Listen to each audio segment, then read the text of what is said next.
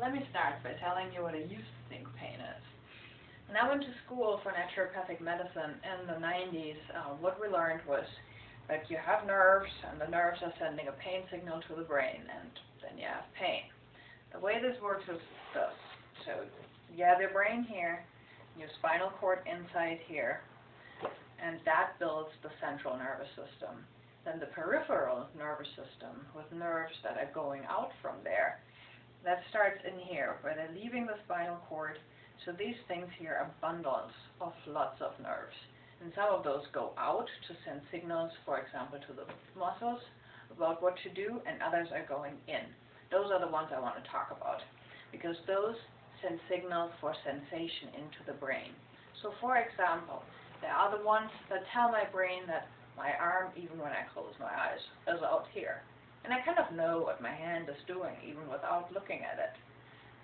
Just because I have nerves in here that tell the brain exactly what kind of position and what kind of tension which muscle is in.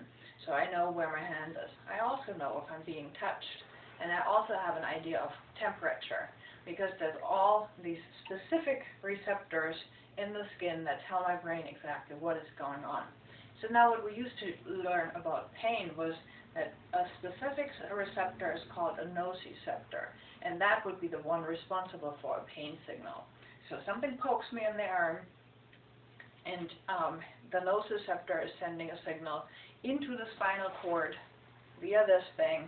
In the spinal cord, it's going to be sent to another nerve, and that goes all the way up into the brain, saying, hey, my arm really hurts. So that's pretty much what we used to think about pain. My arm really hurts. The pain is in here.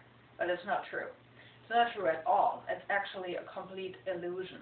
And it's the same kind of illusion that you experience with vision. When I look around this room, I think I know exactly what this room looks like.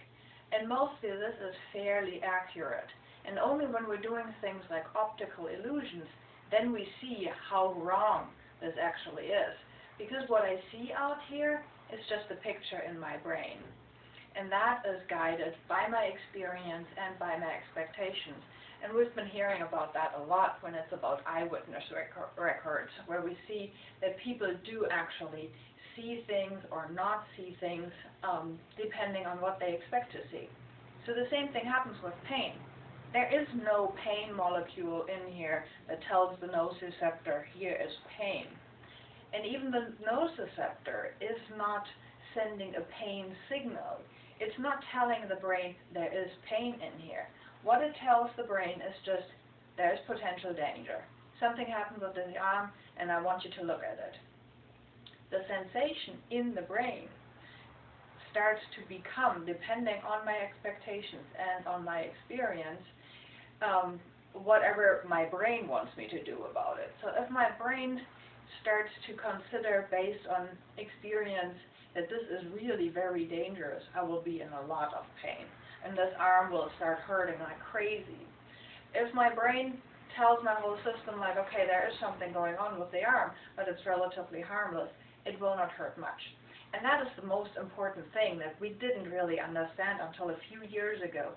We used to think the pain gives us information about the state the tissue is in. So there is something going on in that tissue, and that is pushing on the nerve, and that push is causing the pain. Now we know that this is not even true. The tissue might be perfectly fine, and there still would be horrible pain in this arm, because the information might get into mistakes inside the spinal cord or from the brain.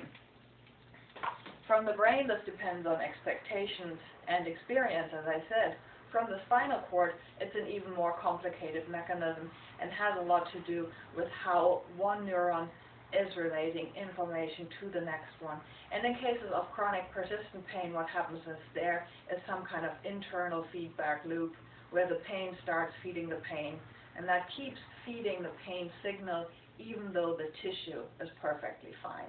So what we should remember here is that pain is just a signal for potential danger, and that is all it is. And it only happens in the brain, the same way that vision only happens in the brain. But we do sense it in the arm, because of course for the brain that makes perfect sense. to give us that feeling here in the arm, because that is where we should look for the potential danger, and then we might see, okay, that's just something that we need to get rid of.